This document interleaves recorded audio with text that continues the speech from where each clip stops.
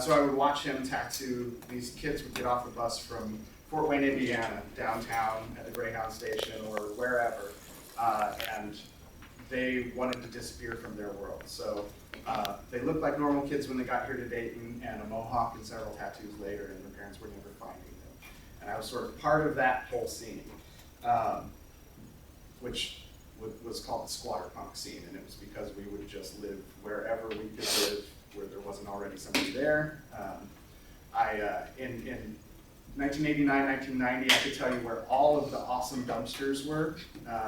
Burger King on Salem Avenue had a good dumpster. The Trophy Nut on Main Street had a good dumpster. There was a donut shop down there that had a good dumpster. And then sometime in that time, people started locking their dumpsters, and that scene sort of ended. But we ate for free, we drank for free, we spare changed on the streets, we were dirty, dirty kids. In that time, I sort of found that there was a lot of the cultural stuff that was going on that I was attracted to. The music I was attracted to, the art I was attracted to, the idea of free expression I was attracted to.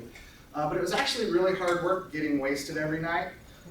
It was really hard work doing all of the drugs that were coming my way. It was really hard work trying to be in all these crazy open relationships and things that people were trying to play with at that point in time. I kind of found that I wanted to settle down, and I wanted to be a clean guy again, and I wanted to have a normal life in some aspect. I only wanted to be with one person. I wanted to have kids, all of that kind of stuff. Along came my wife in high school.